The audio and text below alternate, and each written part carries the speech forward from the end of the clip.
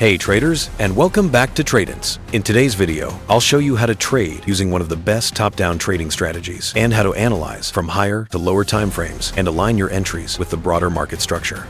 You'll discover how to integrate multiple time frames using a top-down analysis strategy and build a precise, data-driven chart using price action and smart money ICT concepts.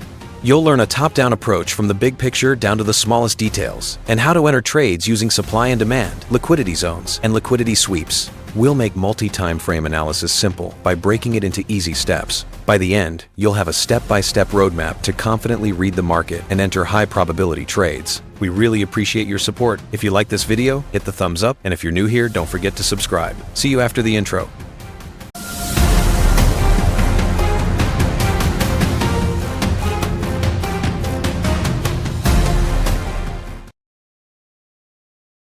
Let's get started. What is multi-time frame analysis?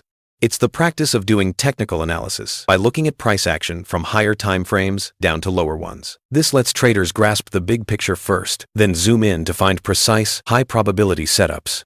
There are three essential time frames every trader should use. 1. Higher time frame used to determine the dominant market direction. Who's in control, buyers or sellers? This frame provides overall trend and context. 2. Analysis time frame, the most important frame. Here, you evaluate market conditions, map structure, mark key liquidity zones, and set your bias. Most of the planning happens on this time frame. 3. Entry time frame after your bias is set. This is where you zoom in for confirmation signals and execute the trade. Each time frame has a different role. Now let's dig into the details step by step, starting from the micro level. Begin your multi-time frame process with the higher time frame. Focus first on the 4-hour or daily charts, because these give a broader view of the market and help you stay aligned with the bigger picture, keeping you on the right side of the market. The first thing we need to do is identify the market's dominant trend, whether the price is in an uptrend, downtrend, or moving sideways. This helps you understand the overall direction of the market. Along with that, mark the key support and resistance levels on higher time frames, especially the daily chart. These levels serve as important areas where price might either reverse or break through, offering valuable insight into market behavior. Recognizing these zones is essential because the market is fractal patterns repeat across different time frames. A small reaction or shift on a higher time frame, like the daily or weekly, can trigger a major move on lower ones. Before entering any trade, always check how much room price has before approaching one of these higher time frame key levels. The next important step in analyzing the higher time frame, particularly if you're using the 4-hour chart, is determining who's in control, buyers or sellers. Why is this important? Because if you can't identify who's dominating the market, there's a high chance you'll trade against the prevailing momentum and end up on the wrong side. Let's quickly recap how to figure out who's in control. To determine whether demand or supply dominates, examine the 4-hour chart and locate the most recent price origin. For instance, if the market is trending down and price is coming from a fresh, unmitigated supply zone, that means supply is in control, so you should look for selling setups. Supply will stay in control until price reaches a fresh demand zone and reverses upward. When that happens, demand takes over, and you should stop looking for sell positions. In short, control shifts depending on how price reacts to unmitigated supply and demand zones. Always remember, fresh, higher time frame zones take precedence over lower time frames. So, if price touches a new unmitigated zone from the opposite side on a higher chart, control will shift from demand to supply, or vice versa. Whenever price breaks through a supply or demand zone, a new opposing zone forms, signaling that control has changed sides. For example, if price breaks and closes above a supply zone, demand takes over and a new demand zone is created. If the bullish movement continues and price breaks structure to the upside, each new demand zone becomes a potential buying opportunity, since our bias remains bullish. This bullish bias stays intact until price reaches a fresh, unmitigated supply zone. Once the price reaches this zone, we can no longer consider the market bullish, as it now has the potential to reverse or form a temporary correction. At this stage, a battle often takes place between buyers and sellers, causing the market to consolidate between supply and demand zones until one side regains control. If the price breaks below the most recent demand zone, it signals that supply has taken over, creating a potential selling opportunity. Conversely, if price breaks above a supply zone, it means demand is now in control. The zone shifts from supply to demand, offering a great chance to go long. Now, let's return to our main topic. After completing the higher timeframe analysis, the next step is to zoom into the analysis timeframes, such as the 1 hour, 30-minute, and 15-minute charts. These are the most critical stages of technical analysis, because once you master them, you can avoid common traps and make smarter trading decisions. We use the 1 hour and 30-minute timeframes for market structure mapping because they sit in the mid-range, they don't generate as much noise or false signals as lower timeframes do, yet they still provide faster signals than higher timeframes.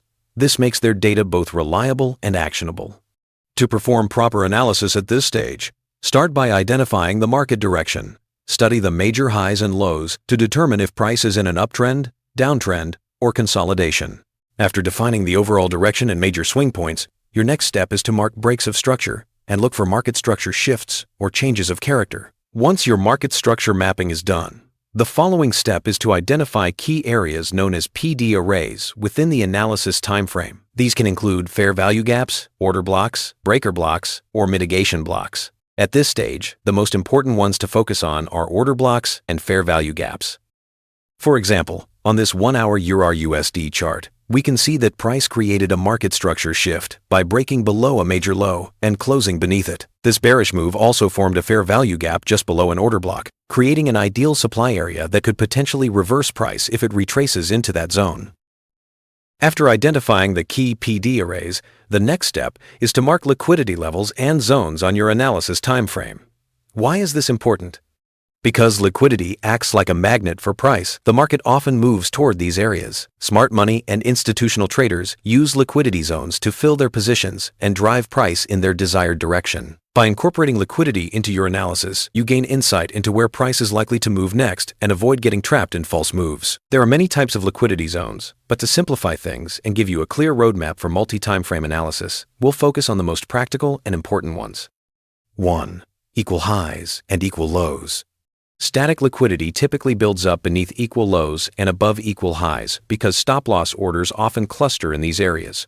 These zones become prime targets for liquidity sweeps before the market reverses direction. 2. Sell-side and buy-side liquidity. Liquidity also accumulates just beyond major swing highs and lows, the zones where stop orders are commonly placed. For instance, within a range, a swing high can act as a buy-side liquidity pool that price might target for a liquidity grab or profit-taking. 3. Dynamic trend lines and channels. Trend lines and price channels can also attract liquidity. When price approaches the outer edges of a channel or trend line, liquidity often builds just beyond those boundaries, creating potential opportunities for well-timed entries or exits. If you want more trading lessons, market insights, and live analysis, feel free to join my Telegram channel. It's completely free, and I'll leave the link in the description below. Next, an essential step in your analysis timeframe checklist is identifying recent liquidity sweeps near the current price. Carefully watch for signs of liquidity grabs or stop hunts around key static liquidity zones such as major highs, major lows, or important supply and demand areas. Spotting these sweeps gives you a significant edge because it reveals where the market has already collected liquidity and is likely to shift direction.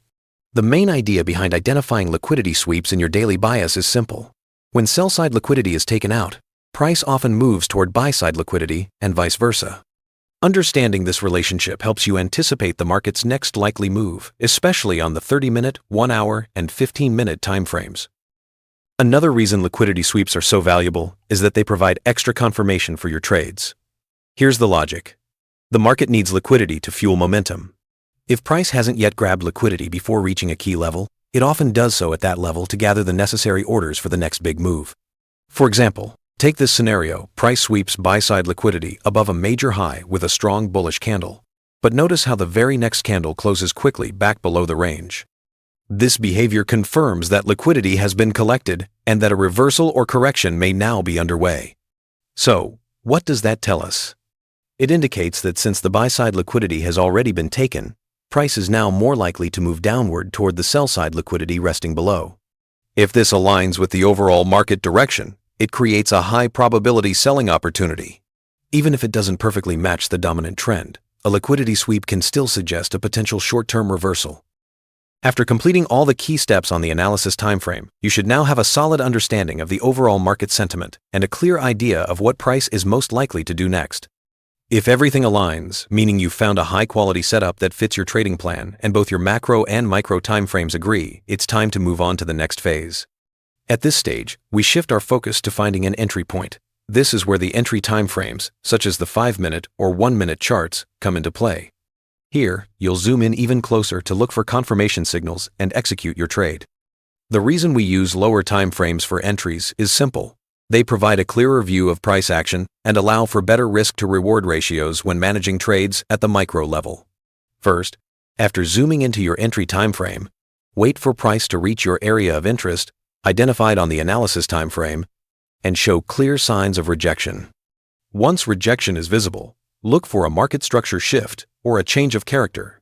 After confirming a structure shift, the next step is to identify a PD array, which could be a fair value gap, order block, breaker block, or mitigation block depending on your trading model and personal preference. Once the PD array is identified on the entry timeframe, it can be used to open a position and execute your order.